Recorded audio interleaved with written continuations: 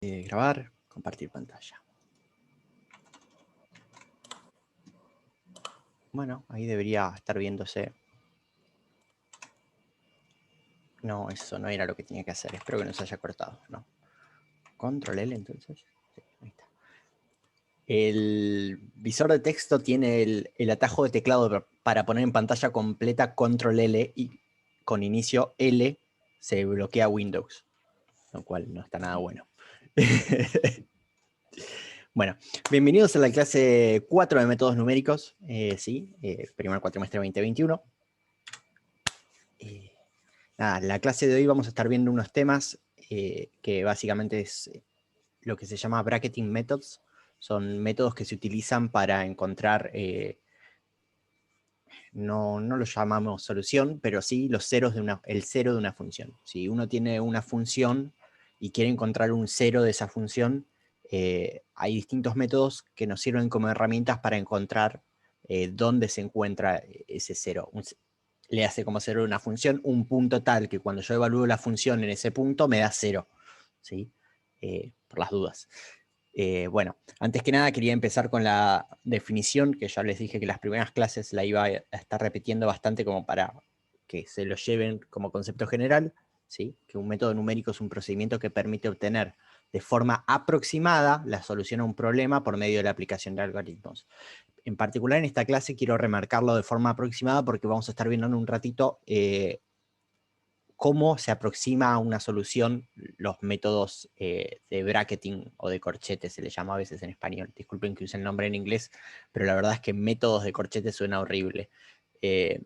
Así que voy a Podemos estar... tomar, Uli, esa pregunta en el final, que Sí. sea la primera. ¿Qué es Los una métodos definición de...? numéricos dan una solución exacta aproximada y ya está, tenemos un filtro que contesta exacta. La primera, la única. Eso no va a pasar. Bueno. Bien, entonces, la idea es, estos métodos que vamos a ver en la clase de hoy nos presentan una forma de aproximar o de estimar dónde está el cero de una función, ¿sí? No es una solución exacta, es una solución aproximada. En particular estos métodos ahora vamos a ver de qué forma aproxima esa solución. ¿Sí? Bueno, como les decía, los métodos de bracketing o bracketing methods, ¿sí? Son métodos que nos permiten encontrar una solución, y se llaman de bracketing o de corchetes a veces porque básicamente estos son los brackets en inglés, ¿sí? Y la idea es que lo que nosotros vamos a tener no es un punto donde la función vale 0, sino que vamos a tener un intervalo tan pequeño como nosotros querramos, ¿sí? Donde sabemos que la función tiene un 0. Esto es una forma de aproximar, no es una solución exacta, pero puede servir muchas veces, ¿sí? Porque podríamos elegir un intervalo donde la función varíe tan poquito que sea prácticamente 0. ¿Sí? Bueno, algunas consideraciones. Lo que les decía recién, ¿sí? Lo que venía de la mano de la definición, es que encuentran de una forma aproximada el valor de la raíz, ¿sí?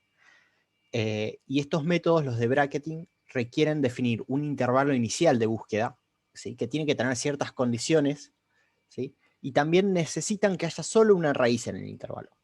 En realidad, cuando uno se lo pone a analizar, podría aplicar uno de estos métodos si tuviese un número impar de raíces.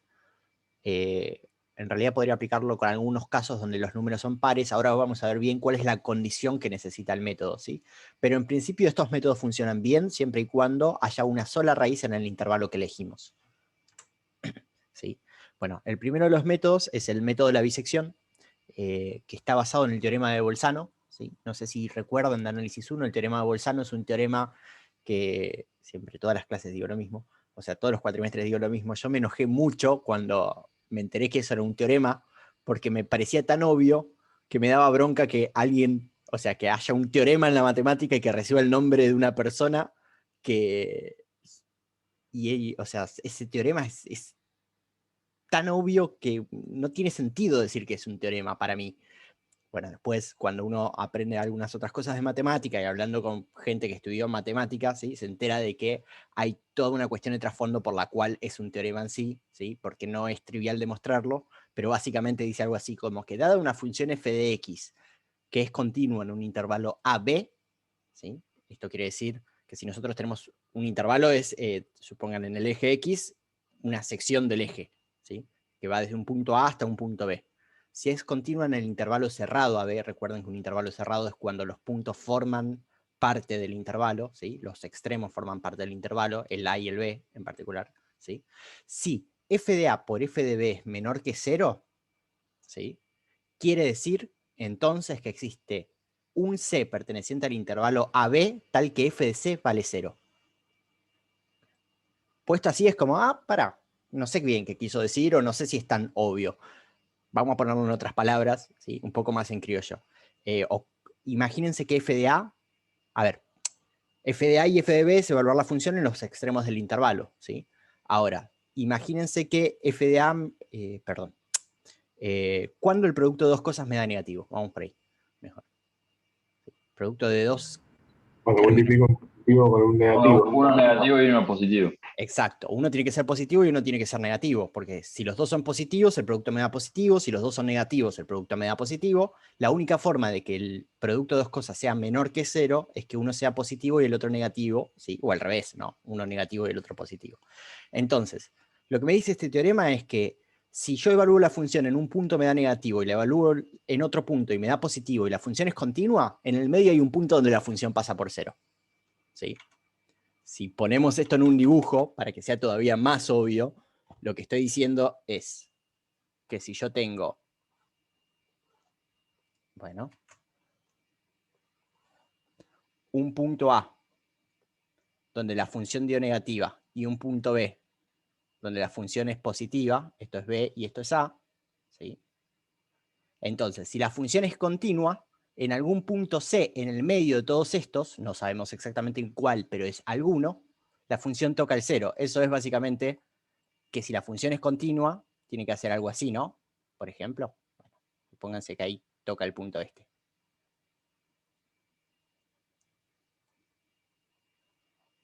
¿Sí? ¿Se entiende? Y es como, y sí, acá toca el 0. Es obvio. O sea, la función tiene un punto donde vale 0. Bueno, la cuestión es que no es tan trivial la demostración de esto, y eso es lo que hace que sea un teorema interesante, ¿sí? O no es tan trivial imaginárselo desde el punto de vista donde por ahí la función tiene más de una variable y esas cosas.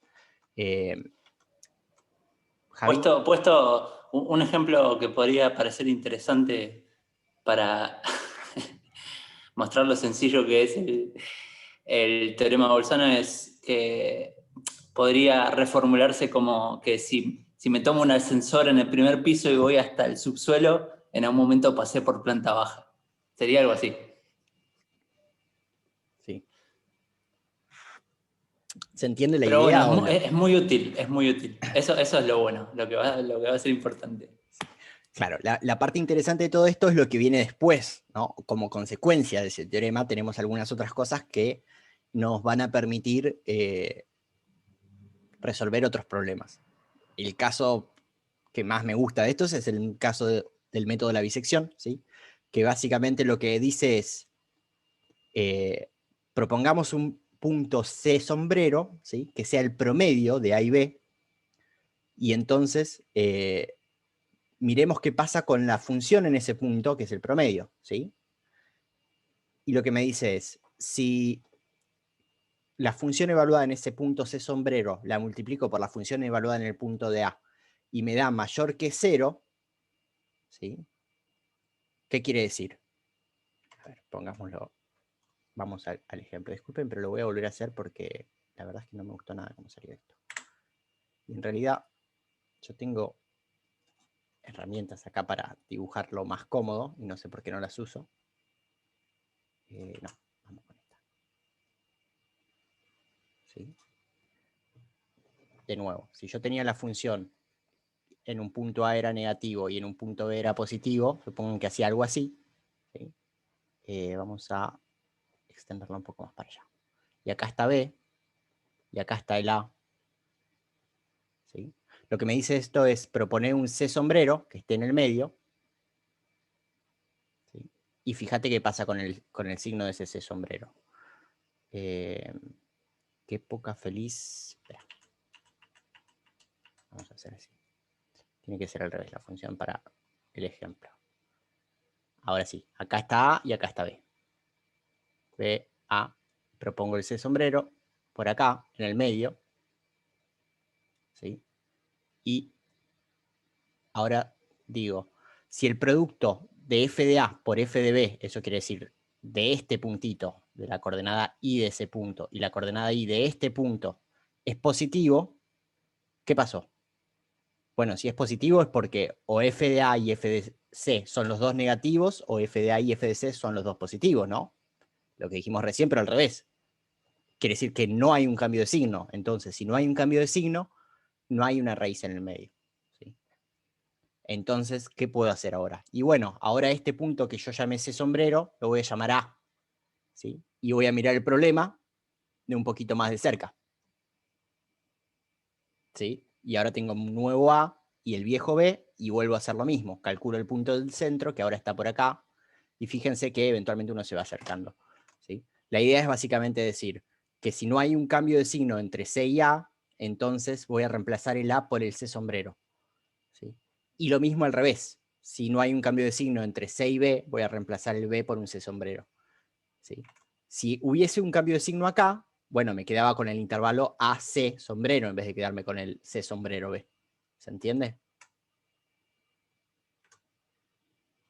Bueno, algunas cuestiones que trae este método consigo, ¿sí? Ahora les voy a mostrar un pequeño videito que armé. ¿Sí? Es que el error relativo en la iteración se puede calcular muy fácil como la distancia del nuevo intervalo. ¿Sí? A ver, perdón, no sería C, el C calculado en el paso actual menos el C calculado en el paso anterior dividido el C actual. ¿Sí? Acá se ponen módulos porque recuerden que los errores nosotros generalmente los trabajamos positivos. Esto se puede escribir de esta misma forma. ¿Sí? Bueno, una cuestión que es interesante con el método, que es algo que se puede ver en el dibujo, si quieren, es que a medida que nosotros vamos haciendo pasos, ¿sí? Si nosotros hacemos un paso, calculamos el primer C y reemplazamos A o B con el C, redujimos el intervalo de búsqueda a la mitad. ¿Sí? Porque antes el intervalo era todo esto, ahora lo cortamos a la mitad, nos quedamos con el C de la mitad y vamos a trabajar o en este intervalo que está acá o en este intervalo que está acá. ¿Sí? Entonces cortamos el intervalo a la mitad con cada paso. Así como el intervalo de búsqueda se reduce a la mitad, lo que llamamos el error relativo del método también se reduce a la mitad. ¿Sí? Y algo que nos va a permitir la fórmula de la bisección es que nosotros podemos calcular el error en cualquier paso i, ¿sí? A priori. ¿Por qué? Porque en realidad este c lo vamos a poder calcular, ¿sí? Casi sin importar si estamos evaluando la función o no, porque como siempre estamos cortando la mitad, y como este error se reduce siempre a la mitad, ¿sí? Podemos calcular el error de esta forma. ¿Sí? Como el intervalo inicial dividido 2 a la i, donde i es el número de pasos que dimos buscando. ¿Sí? Acá quiero hacer un pequeño corte para mostrarles un videito que creo que lo guardé acá. ¿Sí? A ver si se ve. De un poco cómo es la idea. ¿Sí? Esto es un ejemplo que armé para que vean cómo sería el algoritmo. ¿Sí? Uno lo primero que hace es, tiene la función, ¿sí? Elige el punto A y elige el punto B. Ahora vamos a buscar el punto intermedio entre A y B, que está por ahí. Una vez que tenemos el punto intermedio, lo que tenemos que hacer es evaluar C. Evaluamos C. Cuando ya tenemos f de C, nos fijamos si hay cambio de signo entre A y C o no. Si no hay cambio de signo, como es este caso, ahora a C lo vamos a llamar A. ¿Sí? Va a ser mi nuevo A del siguiente paso. Y volvemos a aplicar lo mismo. Se entiende que si no hay cambio de signo entre A y C, quiere decir que hay cambio de signo entre C y B, ¿no? Eso porque partimos de la base de que hay un cambio de signo entre A y B. ¿Sí? Entonces, vuelvo a buscar el punto de la mitad, vuelvo a evaluar la función, me fijo si hay un cambio de signo entre mi nuevo A y mi C, ¿sí? Como ahora hay un cambio de signo, este punto va a ser mi nuevo B, ¿sí? Y vuelvo a aplicar el proceso, vuelvo a cortar a la mitad, ¿sí? Vuelvo a evaluar, me fijo si hay cambio de signo entre el A y el C, y bueno, acá es todo lo que hice, digamos, termina ahí. Uno podría seguir aplicando esto para terminar de acercarse al punto donde la función vale 0. ¿Sí? No sé si se entiende así, si no, de todas maneras, ahora tengo un ejemplo que me parece que vale la pena hacerlo con las cuentas a mano en la pizarra. Si les parece, vamos a eso. ¿Hasta acá tienen alguna duda? No, ninguno. No. Bien, buenísimo. Entonces vamos a pasar al ¿Qué ejemplo. nivel, Uli? Buenísimo. Sí, gracias. Ayer a la noche me volví un experto en esa librería. Bien. Volviendo para acá. Bueno, este es el ejemplo que yo había propuesto. Esperen que copio la función. Es menos 2 por x al cuadrado más 8x menos 5 con a y b. Perfecto. Esto es f de x. Es menos 2 por x cuadrado menos 8x. No, menos 8x, no, más 8x, ¿no? Más 8x menos 5. ¿Sí? Y tenemos a igual 2 y b igual 5. ¿Sí? Si nosotros quisiésemos aplicar el método de la bisección, a ver, la idea de esto es, voy a hacer un ejemplo a mano, ¿sí? Para que veamos cómo, o sea, cómo es el algoritmo, de nuevo. ¿Sí? Si nosotros quisiésemos aplicar el método, lo primero que tenemos que ver o asegurarnos es que haya un cambio de signo entre a y b. ¿Sí? No entre a y b, sino entre f de a y f de b. Para eso lo que vamos a tener que hacer es calcular f de a, que es f de 2. Y esto va a ser menos 2 por 2 al cuadrado más 8 por 2 menos 5. ¿Sí?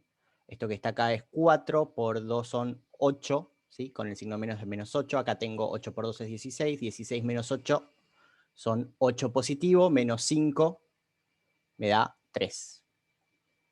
Por las dudas. Sí, f de 2 es 3. Perfecto. Y ahora tengo que hacer lo mismo para f de b. F de b es f de 5.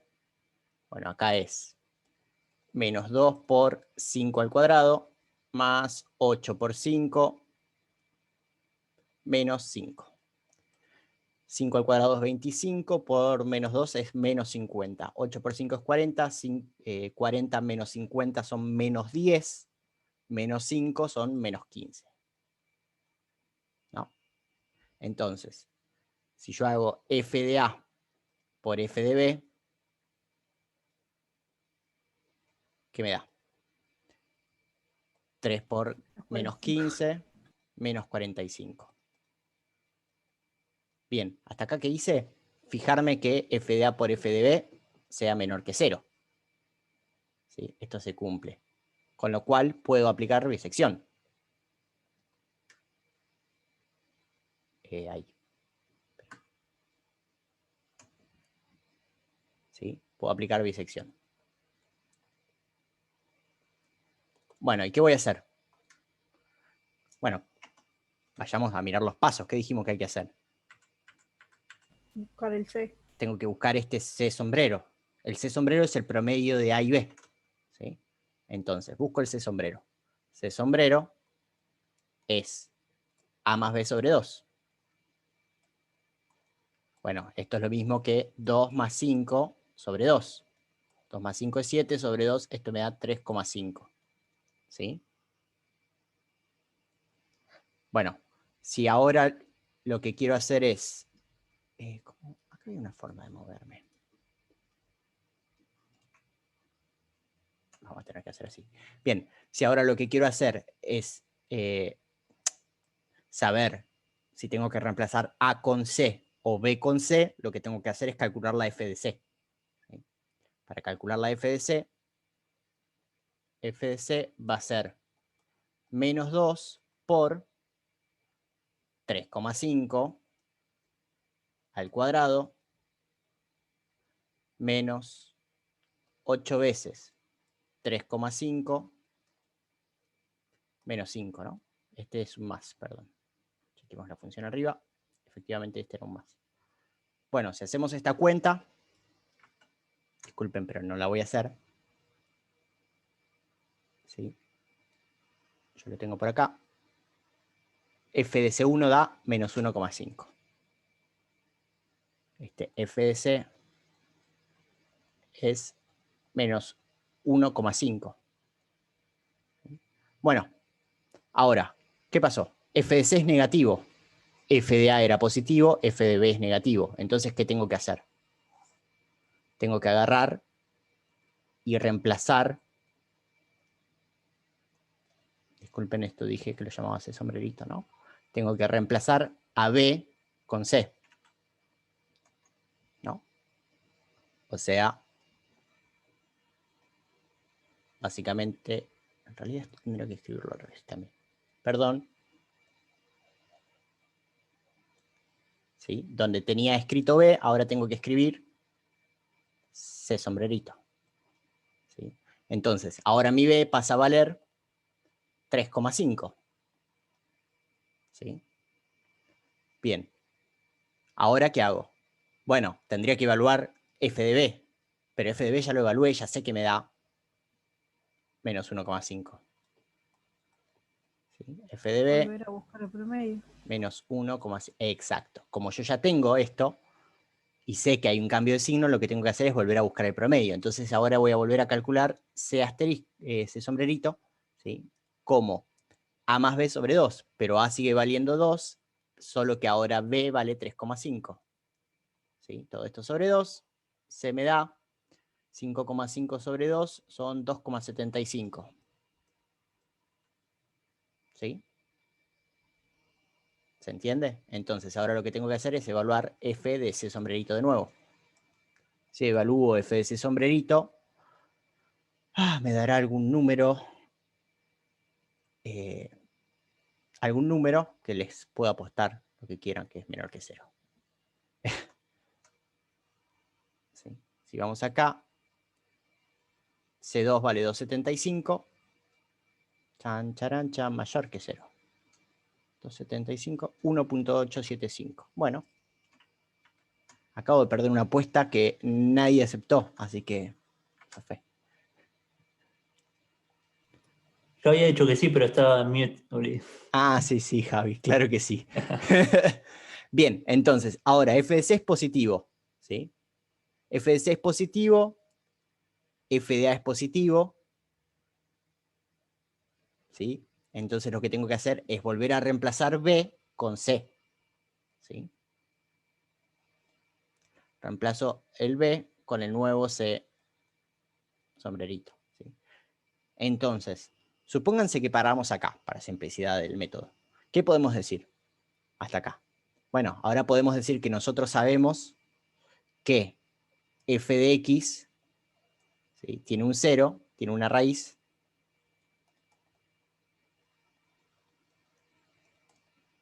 en el intervalo cerrado 2, 2,75.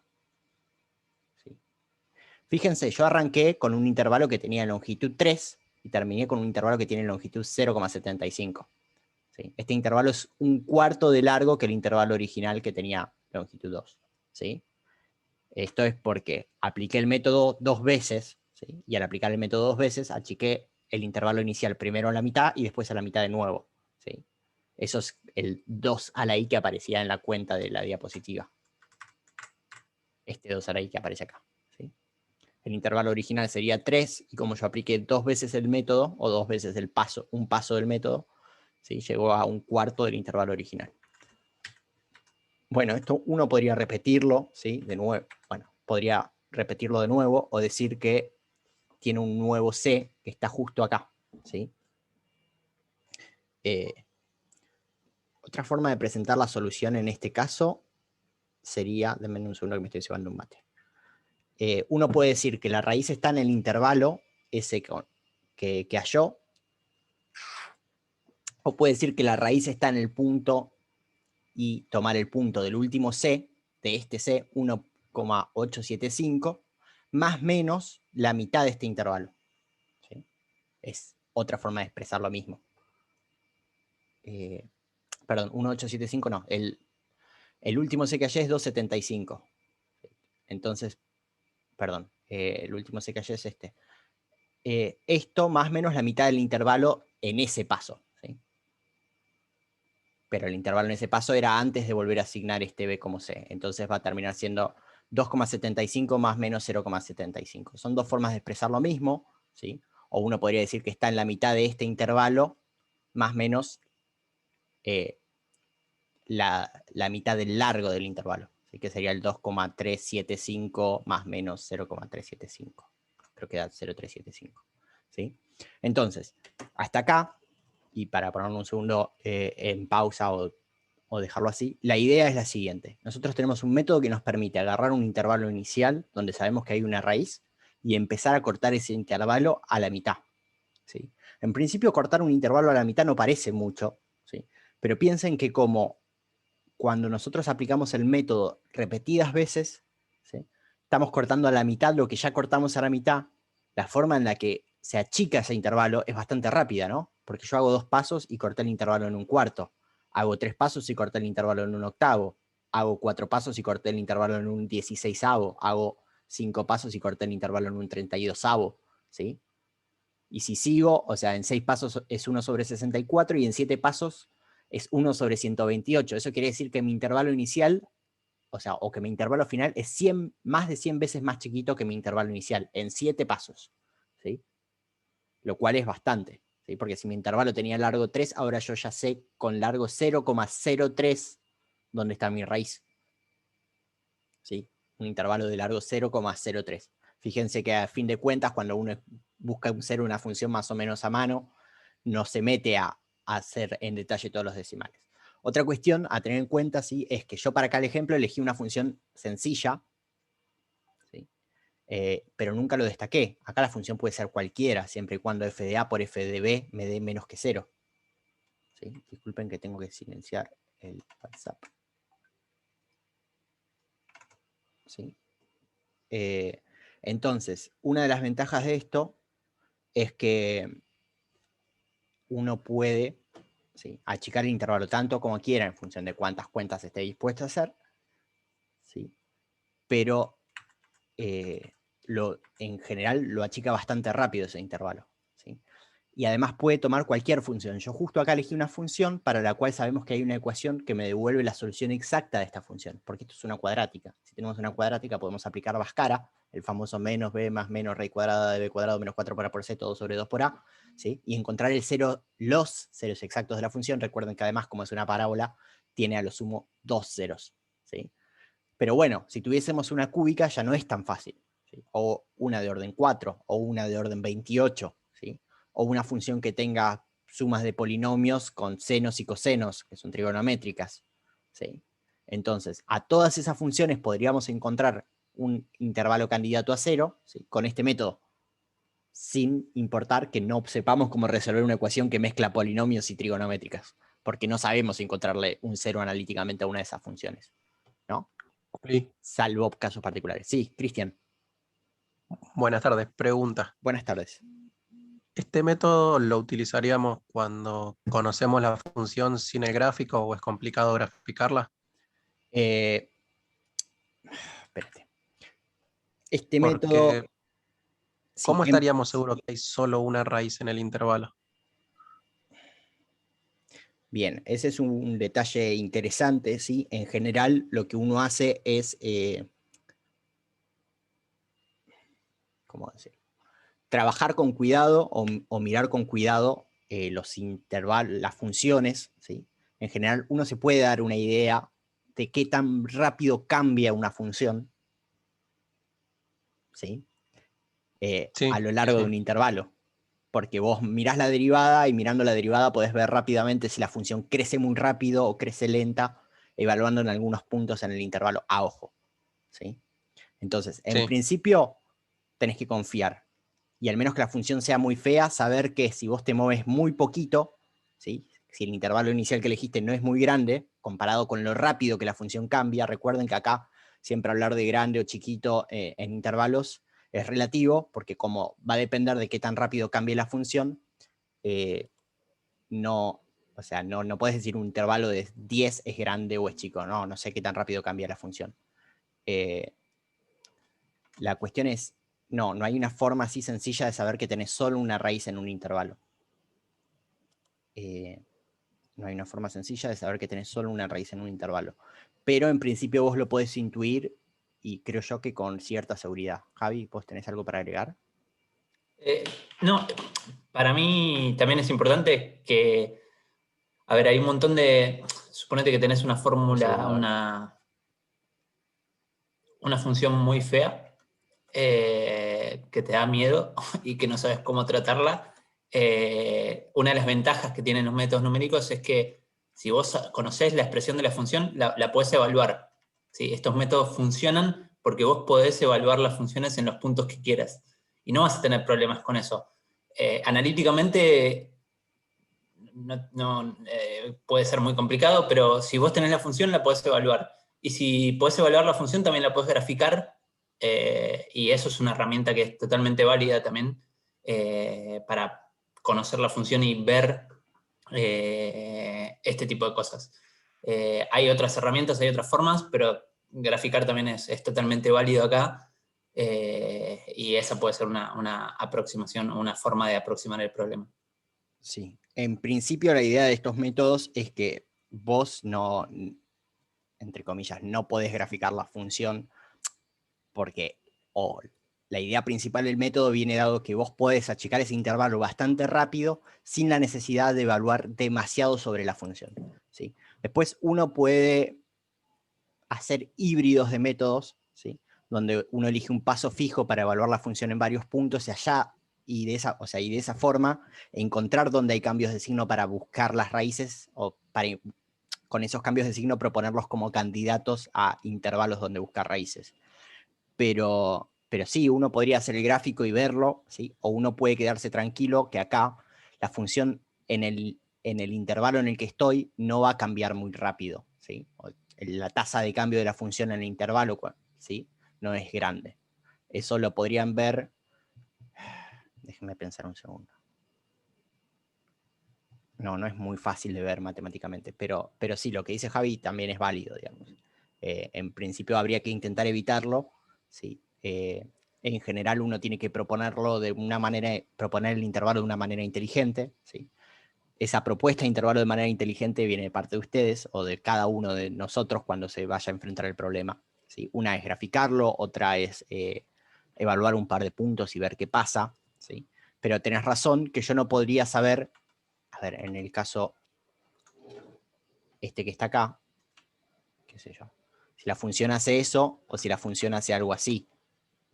No, esto es lo que decís vos. ¿Qué pasa si la función en realidad está haciendo así? ¿No? Bueno, si la función está haciendo así, es porque están pasando cosas raras en el medio. O tenés una función muy compleja, o tenés una función que incluye trigonométricas, ¿sí? Donde en las trigonométricas tenés periodos grandes, ¿sí? En general, esto no va a pasar, salvo casos particulares, digámosle así. En principio, sí, no hay una forma de analizar o asegurar que hay solo una raíz en ese intervalo, pero uno podría quedarse tranquilo mirando la función fuerte y diciendo, no, che, no tiene sentido que oscile tanto en un intervalo tan chico, ¿sí? Recuerden acá que cuando uno trabaja con una función, la derivada de la función, ¿sí? Nos indica la pendiente de la recta tangente. Entonces, uno podría mirar si quiere la recta tangente a la función, ¿sí? Y si vos ves que el intervalo es relativamente pequeño y vos ves que esto hace así acá y esto hace así acá, ¿no? En el medio es probable que no cambie mucho, ¿sí? Podría pasar, pero en general, digamos, no hay una forma precisa de encontrar que la raíz es única en ese intervalo, excepto casos particulares también. Qué sé yo, si es un polinomio, vos sabes cuántas raíces tiene, ¿sí? Sabes el número exacto de raíces que tiene. Entonces vos podés fijarte más o menos en función a la tasa de cambio, intentar estimar dónde están esas raíces. Pero sí, es verdad que no hay una forma exacta. ¿Se entiende? No sé si respondí o confundí más. Sí. Sí, no, sí está bien, se entiende. Bien. Para mí lo importante también es que lo tienen que tomar como que esto es una herramienta, y va a depender mucho del contexto y de la situación en la cual lo estén usando y de qué herramientas tienen en ese momento. Nada, hay veces que, bueno, lo que mencionaba yo, graficar, y bueno, no, computacionalmente no es posible, porque vos necesitas un algoritmo que te resuelva sin que metas mucha mano. Bueno, nada, en ese caso tenés que evaluar las herramientas que tenés, y esta es una herramienta. Ahora vamos a ver otras herramientas, y bueno, en cada caso particular vas a tener que tomar el camino que te parezca más apropiado. Bueno, pero para mí está bueno tomarlo como eso, como una herramienta con sus limitaciones y con sus capacidades también. otra cosa que podés hacer es tener fe ciega en que tenés una sola raíz en ese intervalo y aplicar el algoritmo igual y ver qué pasa. ¿Sí? A ver, estas cuentas Si que hay hicimos, dos, igual una voy a encontrar. Una seguro voy a encontrar. en general, una vas a encontrar. El problema es ese, lo que pide el algoritmo es que haya una sola para que vos encuentres esa raíz. Si hay más de una, Bien, bien. es muy probable que encuentres una. En realidad lo que va a pasar es, lo que tenés que tener cuidado es que si tenés más de una raíz, va a haber raíces que estás despreciando, ¿sí? O tirando porque no les estás prestando atención. ¿Hay algún caso particular que se me ocurre de raíces que no podría encontrar este problema? Que es cuando hay una raíz sin cambio de signo en la función, ¿sí? Que la función venga y justo toque el eje y vuelva, ¿sí? Por ejemplo, que la función sea una parábola apoyada sobre el eje. Ahora sí, que el eje sea la tangente de Exacto. Bueno, la esos curva. casos este algoritmo no podría resolverlo, ¿no? Pero bueno, eso es parte de la condición inicial que necesitamos, que haya un cambio de signo entre los extremos. Si tuvieses dos raíces y tenés un cambio de signo, hay una que va a ser raíz doble, vas a tener eso, vas a tener como tangente el eje, pero sí hay un montón de cosas a tener en cuenta o consideraciones en ese sentido que uno tiene que tener cuidado a la hora de analizar o elegir este algoritmo para resolver determinado problema, ¿sí? Como decía Javi, este es uno de los algoritmos, ¿sí? Hay más, vamos a ver más. En la clase de hoy vamos a ver uno más en particular, que tienen falencias similares, y en la clase que viene vamos a ver en más detalle otros algoritmos que se van a desprender de esta idea de un intervalo para trabajar. Y al desprenderse de esa idea nos liberan un poco de esa presión de decir tenemos que asegurar que hay una raíz única, ¿sí? Pero a cambio nos traen otras consecuencias o desventajas, podríamos decirle también, con las cuales va a haber que tener cuidado. ¿Se entiende? ¿Alguna pregunta más?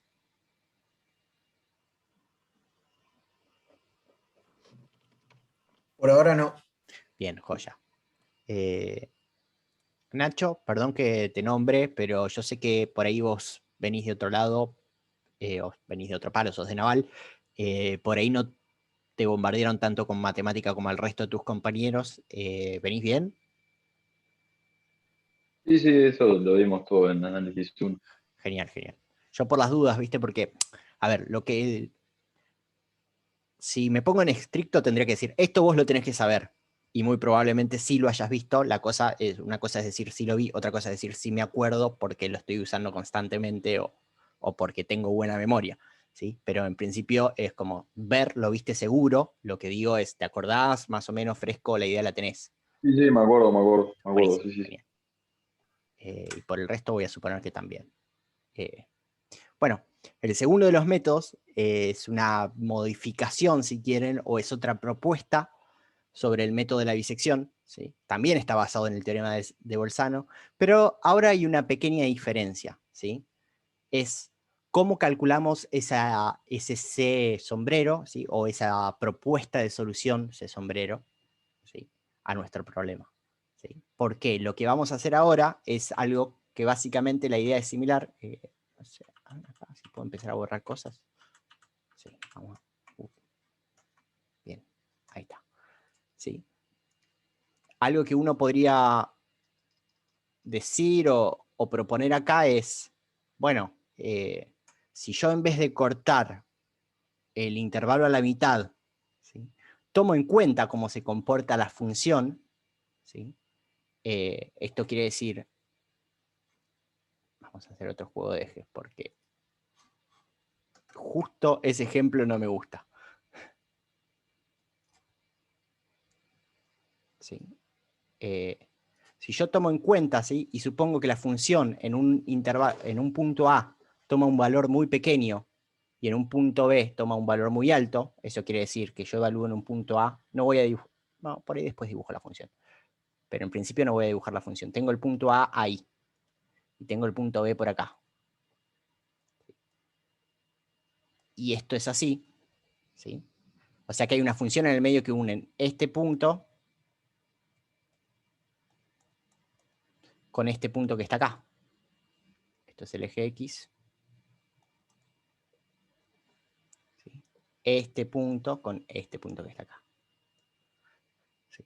Si uno tuviera que apostar o adivinar dónde va a estar el cero, ¿dónde lo pondrían ustedes el cero de esa función? Y cerquita del A. Guillermo, ¿no? Sí, creo que sí.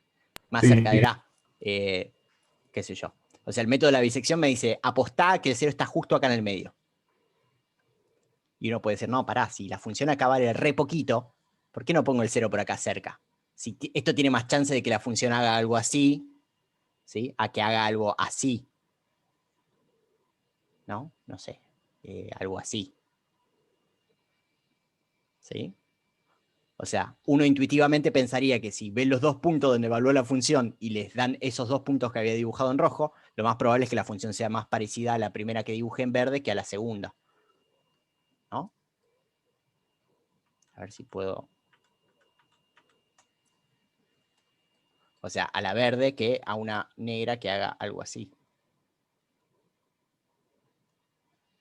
¿Sí? Entonces, lo que se puede hacer es proponer un punto, ¿sí?, que esté más cerca de A que de B. ¿Y cómo podemos hacer eso? Bueno, la forma más fácil o sencilla de hacer eso es directamente unir el punto A y el punto B con una línea recta. A ver si me sale esto. ¿Sí? El punto A y el punto B con una línea recta. Que pase por ahí hasta ahí, ¿no? No, esto no va a salir ni de casualidad. Sí, claramente no. Una línea recta, como decía, que vaya desde este punto hasta este punto. ¿Sí? Y una vez que tenemos esa línea recta, decir, bueno, mi candidato a solución C va a ser este punto que está acá. ¿Sí? Que fíjense que no es la solución real, pero si la curva tiene esa forma o una forma así, va a estar bastante más cerca que este punto que elegí como C, ¿no? Esto básicamente lo que está haciendo es usar información de cuánto vale la función en los dos puntos extremos del intervalo para inferir dónde está ese punto C, ¿sí? Entonces, de cierta manera es lo que estábamos haciendo antes, lo podríamos llamar como una aproximación, si querés, de orden cero a la función, porque ignorás completamente los valores en los extremos para calcular el punto intermedio, y esto como una aproximación de orden 1, porque ahora lo que haces es trazás una línea recta entre los dos puntos y buscás dónde esa línea recta se cruza con el eje, ¿sí? Y elegís ese punto como candidato.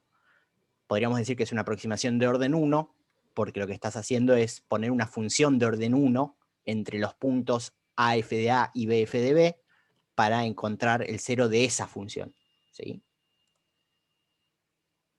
¿Se entiende la idea? Sí, sí, sí. Bien. En principio, esto podría funcionar como no. Si nos ponemos desde el punto de vista estricto matemático, no hay obligación de que la función sea como la verde y no como la línea negra que hice acá, ¿no? Pero intuitivamente uno sospecha que si este punto está muy cerca del eje, es probable que sea más como la función verde que como la función negra, ¿sí? De nuevo, esto es una cuestión de elección o, si quieren, creencia o un intento por adivinar, entre comillas, ¿sí? Entonces, la idea de falsa posición es esa, es decir, voy a proponer mi C sombrero uniendo f de A, o sea, el punto A, f de A y el punto B, f de B, con la recta que pasa por esos dos puntos, ¿sí? Y voy a buscar la raíz de esa recta. Por suerte, buscar la raíz de la recta es fácil, ¿sí? Si quieren, lo podemos hacer. Yo creo que sí. ¿Sí? Bueno, si este punto es AF de A, ¿sí? Este punto que está acá es AF de A, y este punto que está acá es BF de B,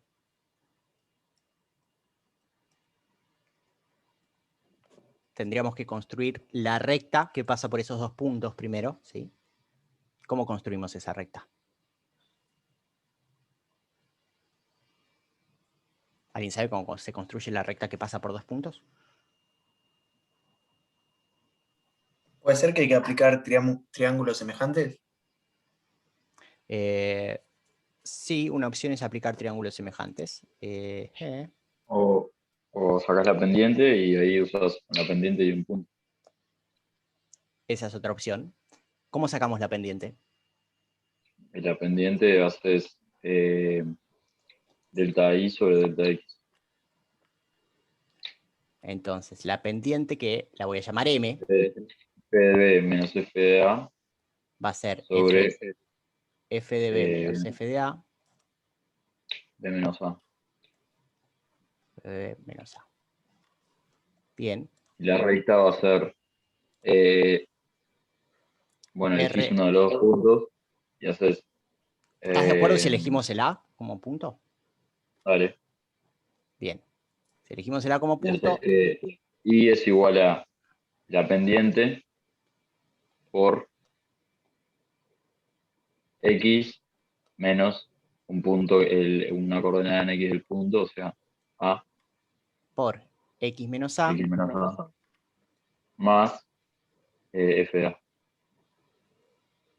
¿están todos de acuerdo acá?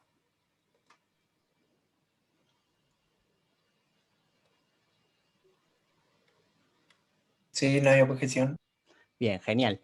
Bueno, entonces, ahora lo que nosotros queremos es este punto que yo acá había dibujado en celeste. ¿Sí? Este punto que había dibujado en celeste y que ahora estoy intentando dibujar en rojo. Ahí está. ¿Sí? Que es cuando la recta, esta, ¿sí? Que la llamé R, toma valor 0 en I, ¿no? ¿Cómo hacemos eso? Bueno, igualemos la recta 0. Si igualamos la recta 0, ¿qué tenemos?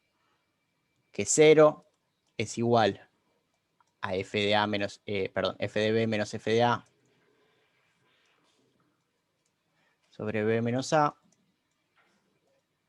¿sí? Por x menos a más f de a. Bueno, podemos despejar el x para el cual esto vale 0. ¿Cómo tendríamos que hacer? Y bueno, tendremos que pasar el f de a para allá restando, ¿sí? Este término pasa multiplicando y este término pasa dividiendo, con lo cual me va a quedar que f de a... A ver, pausa. Este punto que estaba acá, dijimos que iba a ser mi C sombrero, ¿sí? Entonces, si ese punto es el que hace que la recta valga 0, acá no tengo que escribir x. Cuando yo igualo a 0, acá tengo que escribir el C sombrero, ¿no? Porque lo que estoy haciendo es evaluar la recta en un punto donde sé que me va a dar 0. ¿Sí? Bueno, si ahora despejo este C sombrero, me va a quedar f de a, ¿sí? Con signo menos, multiplicado por b menos a, y todo esto dividido f de b menos f de a, ¿sí? Y todo esto igualado a c, sombrero, menos a. Termino de despejar y llego a que c sombrero va a ser igual. Esta a va a pasar sumando, ¿no? Ahora lo que estoy haciendo es pasar esta a sumando y voy a dar vuelta los términos. Se voy a poner a la izquierda el c solo por comodidad. Menos f de a por b menos a sobre f de b menos f de a. ¿Sí? Bueno, y ahí tenemos una forma de calcular este c, ¿sí? Fíjense que esta ecuación a la cual yo llegué acá Es una forma de calcular el B para esa recta, para cualquier punto A, B con la función f, ¿no? O sea que no tengo que escribir toda la recta, sino que yo puedo usar esta fórmula para calcular mi candidato C estrella, C sombrero. ¿Se entiende? O sea, esto que hice acá de escribir calcular la pendiente, escribir la recta, igualar a 0 reemplazando por el C sombrero y despejar ese sombrero, no lo voy a hacer. Lo que voy a hacer es voy a venir y voy a reemplazar en esta fórmula. En vez de usar la fórmula que usaba en la bisección, que si se acuerdan es C sombrero es A más B sobre 2, voy a estar usando una fórmula que tiene la forma A más f de A por B menos A sobre f de A menos f de B. Fíjense que acá hay un cambio de signo, yo acá puse un menos y acá tengo B menos A y acá tengo f de A menos f de B. Nada, uno podría sacar factor como un menos abajo y cambiar el signo acá. ¿Sí? Es una cuestión de, depende cómo hagas los despejes, te va a quedar los signos estos cambiados de lugar. Perdón, este signo cambiado, pero con esto cambiado de lugar. Va a ser f de B menos f de A como escribí acá. ¿Se entiende? Las dos fórmulas dan lo mismo. Es una forma de escribirlo nada más. ¿Sí se entiende? Sí, sí, sí. Se va actualizándose todo el tiempo, entonces. Claro, entonces lo que hacemos ahora es tenemos una fórmula nueva para calcular el C y vamos a volver a aplicar lo mismo que antes. Una vez que calculamos el C, nos fijamos ahora si la función evaluada en el punto C, o sea, ahora vengo y bajo hasta acá, ¿sí? Perdón, bajo hasta acá porque era la verde, no la función negra, ¿sí? Bajo hasta acá, me fijo si hay cambio de signo, si no cambio y sigo trabajando así, ¿sí? Cuestiones con esto a tener en cuidado. Ahora les voy a mostrar un videito como hice para la bisección, pero para el otro. Antes que nada, algo que comentar, creo que Santiago había dicho una cuestión de triángulos semejantes. Yo en cuatrimestres anteriores de la materia lo había explicado así. ¿Sí? Si uno presta atención, en realidad puede, puede trabajar con los triángulos que se forman acá, este triángulo que se forma acá y el triángulo que se forma, que corto me estoy quedando de colores, acá, ¿sí? Y este triángulo son dos triángulos semejantes y puede trabajar con esos triángulos semejantes para hallar cuál es este punto C. ¿Sí? Porque les va a quedar acá un triángulo que tiene como altura f de A y como base C menos A, y otro triángulo acá que tiene base B menos C y altura f de B. ¿Sí? Lo explicaba en cuatrimestres anteriores con los triángulos semejantes. Este cuatrimestre quise cambiar para probar si no era más fácil todavía o más intuitivo llegar a la fórmula sin la necesidad de tener que estar jugando con triángulos. Porque desde mi punto de vista creo que en la formación que tenemos nosotros, la verdad es que trigonometría no aprendemos tanto como para sacar rápido las relaciones entre triángulos semejantes y despejar ese C. Más que por la experiencia personal, yo de trigonometría no sé nada, fuera de eso me pasó otros cuatrimestres que era como que lo explicaba y no se entendía. Creo que por ahí este camino es un poco más fácil o más intuitivo de entender. ¿Se entiende más o menos cómo viene la idea?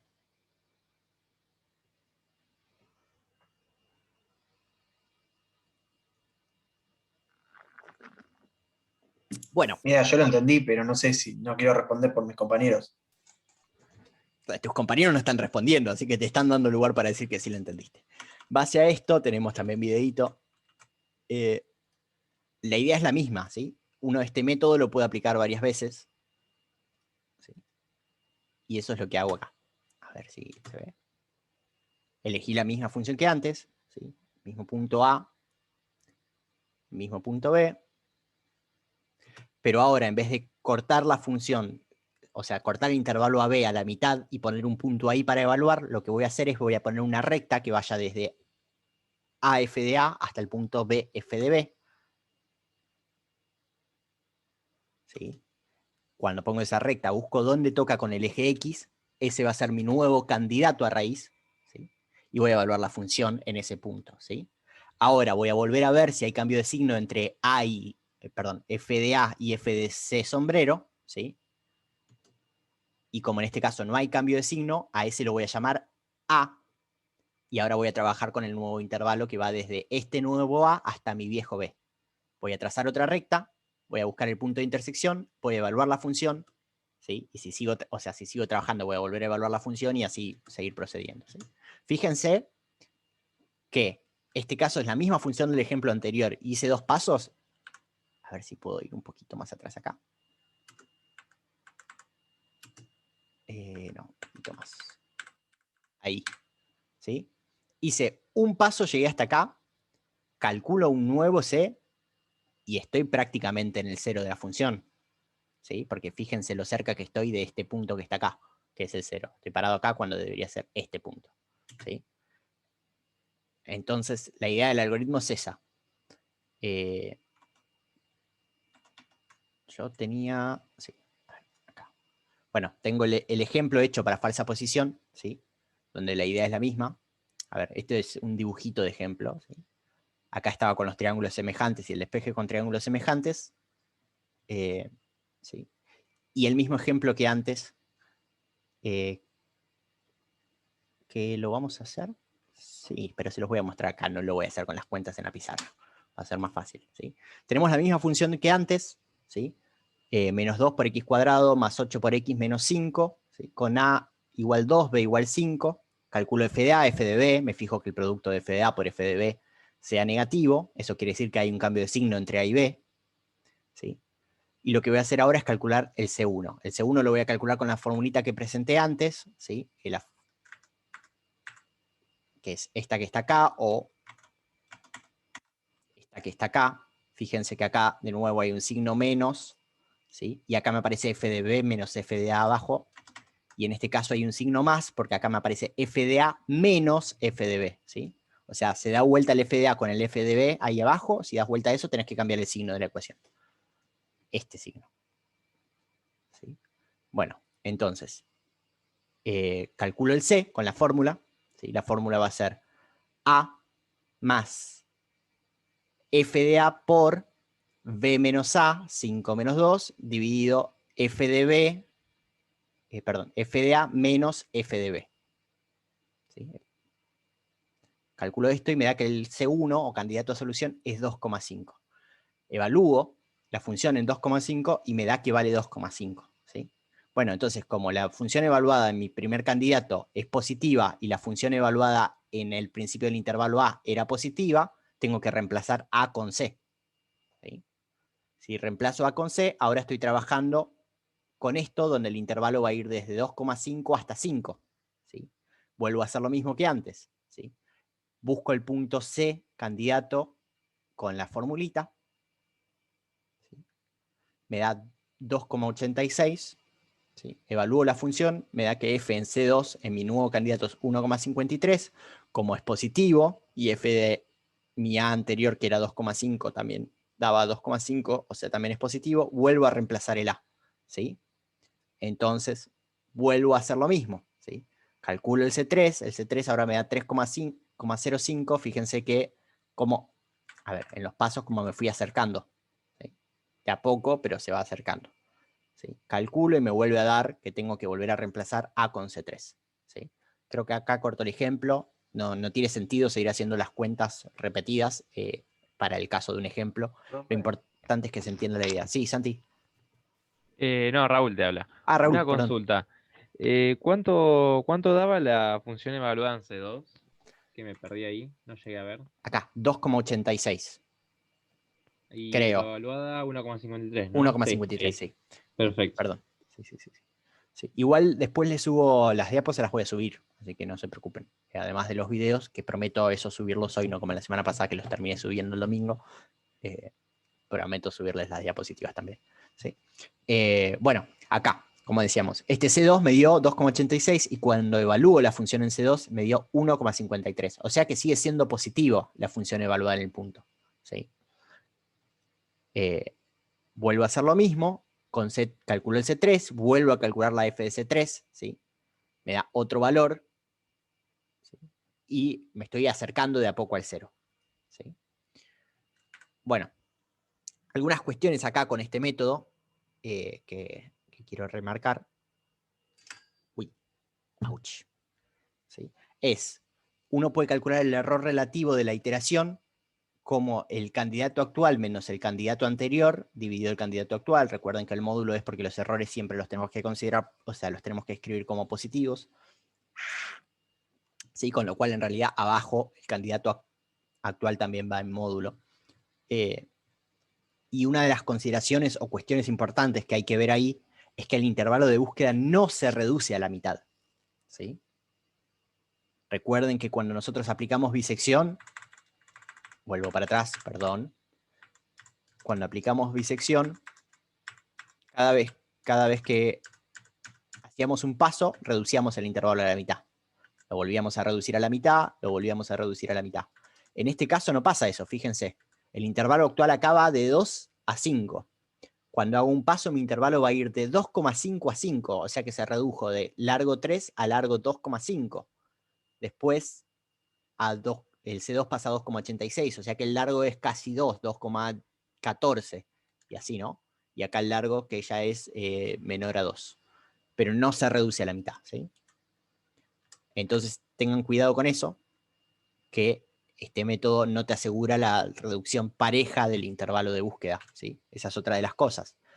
La convergencia de este método en general suele ser más rápida, ¿sí? Hablando muy en general, porque en realidad depende muchísimo de cómo se comporta la raíz, ¿sí? En principio, esta suposición que hicimos cuando hicimos el dibujo acá, que de aproximar la función con una recta en el intervalo, no es una mala asunción, ¿sí? Pero hay que tener cuidado, porque hay casos donde no está bueno, porque lo que vas a terminar reduciendo el intervalo, justo como en el ejemplo que dibujé acá, ¿sí? Es muy poquito comparado con donde está el cero de la función. Imagínense que la función es la función negra de acá, ¿sí? Si mi cero está acá, lo que yo estoy reduciendo es muy poquito en mi intervalo de búsqueda, ¿sí?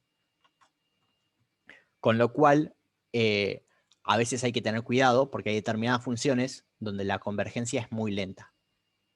Creo que acá muestra un ejemplo de eso, ¿sí? Las funciones que a veces son del tipo exponencial, ¿sí? Si tienen una parte donde la pendiente es muy chiquita, o esto está muy aplanado acá, cuando yo aplique falsa posición, lo que me voy a estar moviendo es tan poco que me va a costar un montón llegar hasta el cero de la función, ¿sí? Fíjense en este caso de acá, la función es esta curva negra, y tengo el intervalo 2, 5, igual que en el ejemplo, ¿sí? Trazo la línea recta, busco la intersección, me dan este punto. Bajo a este punto, este es mi nuevo A, ¿sí? Porque el signo es igual que el de A. Vuelvo a trazar la línea recta, ¿sí? Y me muevo. Y fíjense lo poquito que me voy moviendo de paso a paso, ¿sí? Acá hago 1, 2, 3, 4, 5 pasos y reduje muy poco el intervalo de búsqueda, ¿sí? Entonces hay que tener cuidado con este algoritmo también, porque dependiendo de la forma de la función, puede ser perjudicial usar este algoritmo comparado con el algoritmo de la bisección, ¿sí? ¿Eso más o menos se entiende? Sí, profe. Genial, buenísimo. Bueno, me queda un tema más para hablar de la clase de hoy, que yo les prometí que la clase de hoy iba a ser tranquila. Fíjense que ya estamos redondeando el final de la clase en 1 hora 10 de teórica, ¿sí? Que tiene que ver con el criterio de parada, porque hasta acá yo presenté los algoritmos, ¿sí? Los dos algoritmos, bisección y falsa posición, y les dije, bueno, si ustedes aplican repetidamente el algoritmo, eventualmente van a llegar a un intervalo tan chiquito como quieran, o tan chiquito como nos convenga, ¿sí? Bueno, la cuestión acá es que la idea de estos algoritmos es aplicar repetidas veces el método, ¿sí? Pero tenemos que encontrar una forma de decirle al programa, ¿sí? O a nuestro algoritmo, o a nosotros mismos, para decirnos, bueno, hasta acá llegamos, acá vamos a parar con las cuentas y vamos a decir, mi solución es esta, ¿sí? Bueno, hay distintas formas o distintas propuestas. Una de las propuestas es trabajar con el error absoluto, ¿sí? Que cuando el error absoluto, esto quiere decir el intervalo de búsqueda, llega a un valor que yo considero pequeño, ¿sí? O muy pequeño, o ¿sí? Como que digo, bueno, ya está, yo tantos decimales no quería para mi solución, ¿sí? Parar el método por eso, ¿sí? Es lo que se llama parar por error absoluto o parada por error absoluto, ¿sí? Básicamente es decir, cuando el intervalo llega a una cantidad que yo considero muy chiquita, por ejemplo, 1 por 10 a la menos 4, ¿sí? Esto es un 1, 3 ceros y un 0, 3 ceros más y un 1, ¿sí? O 2 ceros más, digo. menos 1, la menos 2, dos ceros y un 1, ¿sí? 0,001, digo, bueno, ya está. Yo tengo un intervalo tan chiquito que la verdad es que puedo considerar que cualquier punto de ese intervalo es mi raíz. ¿Sí? Recuerden de nuevo, estos métodos no traen una solución exacta, sino una solución aproximada. Este es un método, ¿sí? Esto de decir que el intervalo 1 por 10 a la menos 4 es chiquito, de nuevo, es relativo al problema con el que estemos trabajando y relativo a la necesidad que nosotros tengamos de precisión, ¿sí? Porque recuerden que, como ya dije muchas veces, como aparece en el final, los métodos numéricos nos dan una forma, nos permiten resolver problemas de formas aproximadas, ¿sí? No voy a tener una solución exacta, ¿sí? Nunca voy a llegar a la solución exacta, salvo un caso muy particular donde justo caiga en la solución exacta y la función evaluada en el punto me dé exacto 0, en general no va a pasar, ¿sí? Entonces, uno elige con qué precisión quiere llegar a ese valor, ¿sí? Otra forma de parar, es decir, el error relativo del paso deja de ser significante, ¿sí? El error relativo del paso es básicamente, a ver, ¿cómo podría decirlo? No quiero que lo tomen literal, porque no es literalmente así, pero podríamos trabajarlo como cuánto se achica en un paso, ¿sí? Mi intervalo de búsqueda, ¿sí? En la bisección vimos que el intervalo de búsqueda se achica al 50%. Pero en el método de la falsa posición eso no pasa. Entonces tendríamos que ir viendo o controlando cómo se achica o cuánto se achicó el intervalo en cada paso, ¿sí? Si ese decremento del intervalo es muy chiquito, perdón, no me salía la palabra decremento, es muy chiquito, quiere decir que cuando nosotros aplicamos un paso, lo que vamos a estar achicando el intervalo es muy chiquito, ¿sí? O sea que es como estás haciendo un montón de esfuerzo para no cambiar el intervalo con el que estás trabajando, ¿sí? Acá pongo como ejemplo decir, bueno, es menor que 0,1%, que es una exageración, quiere decir que no cambió prácticamente nada. Decir que el intervalo cambió en 0,1% es como decir que si el intervalo inicial era 3, el intervalo después de un paso es 2,997, ¿sí? Una cosa así creo que es. Es como, en vez de ser 3 es 2,997, no cambió nada el intervalo. Entonces, bueno, paro de aplicar el método porque claramente cuando doy un paso, lo que obtengo como ganancia, lo que obtengo como mejora en el decremento del intervalo, no es comparable con lo mucho que me está costando calcularlo, ¿sí? Cuando pasa esto, podemos decir, bueno, paramos porque el error relativo es menor a tanto, ¿sí? Esto no quiere decir, a ver, esto es un método que nos da la seguridad de que no nos vamos a quedar haciendo un algoritmo determinado mucho tiempo cuando lo que nos está dando como mejora no nos sirve, ¿sí? Que sería lo que está pasando, digamos. Es una forma de salir cuando la mejora no es viable, ¿sí? Otra forma de salir cuando la mejora no es viable es poner un criterio de parada que venga dado por un número máximo de iteraciones. Cuando digo iteraciones me refiero a repeticiones del método, ¿sí? Acá el método, tómenlo como que es agarrar el intervalo AB, cortar, ya sea a la mitad o cortar en el punto donde toca el 0 las rectas, ¿sí?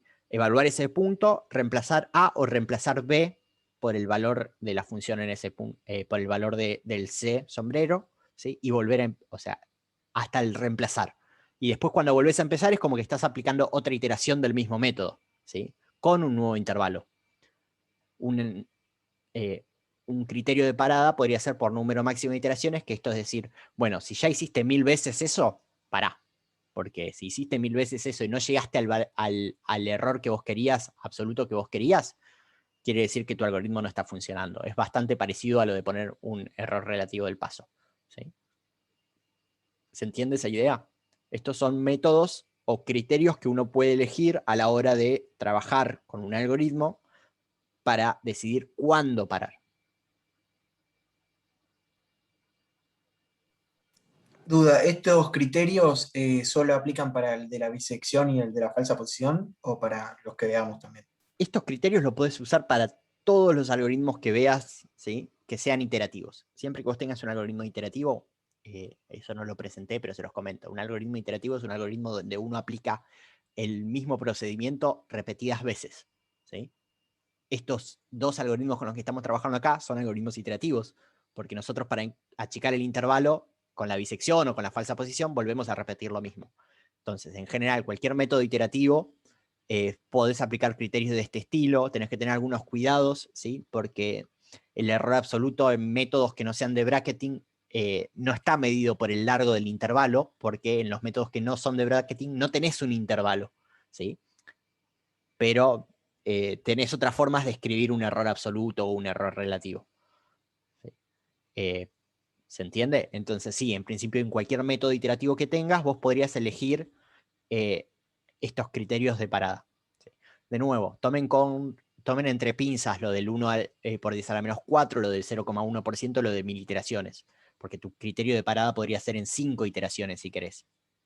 ¿Sí? ¿Por qué? Porque suponete que es el algoritmo más complejo del universo, que hace 10 millones de cálculos para hacer una iteración, tarda 5 minutos por iteración, vos no querés tener que tu criterio de parada por máximo de iteraciones sea 5000 iteraciones y cada iteración tarda 5 minutos, porque esos son 5000 minutos, que son un par de horas, creo. Par de horas, 3600 minutos, par de días, creo. Javi, par de días. Eh, sí. Sí. Sí, 60 minutos es una hora, 3600 Porque son 60 horas, son 3 días. 1440 No, es un día, me 2 parece. días y media, sí. dije 5 minutos por iteración, son 5000 minutos, 60 minutos es una hora, 60 entra, no sé, un montón de veces en 5000. Así que son, Un fin de. claro, un fin de. Sí, es como tener el algoritmo corriendo un fin de semana entero. Entonces, de nuevo, esto de elegir el número máximo de iteraciones o el error relativo, ¿sí? O una tasa de cambio en el error relativo o el error absoluto va a depender del problema con el que estemos trabajando y la exactitud que necesitemos. De nuevo, ¿sí? Porque si nosotros queremos aproximar el cero de una función para, no sé, no se me ocurre ningún ejemplo, para calcular el tiempo característico de algo o de una planta térmica para saber en cuánto tiempo, eso es algo que no comenté, que por ahí lo voy a dejar que Javi lo comente en un ratito. Javi, acordate que hay que mencionar que estos métodos no son solo para hallar ceros de funciones. Eso es algo que siempre comenta Javi. Igual, pero nosotros queremos calcular o estimar cuánto tiempo tarda un determinado sistema en llegar a una temperatura, no sé, el horno de nuestra casa para hacer unas pizzas, ¿sí? Y por ahí nosotros lo queremos calcular con una precisión determinada, pero no es la misma precisión con la que vamos a querer calcular cuánto tiempo tarda en llegar un cohete a la Luna, ¿sí? Para empezar un proceso de frenado del cohete en determinado tiempo, ¿sí? Entonces, dependiendo de la precisión que necesitemos, van a cambiar estos números, va a cambiar el error absoluto que toleremos o el error relativo, ¿sí? que toleremos. ¿Eso se entiende?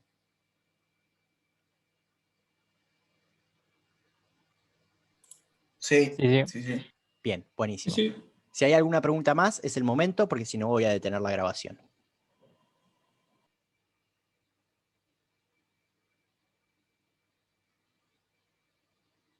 No, ninguna. Genial, buenísimo.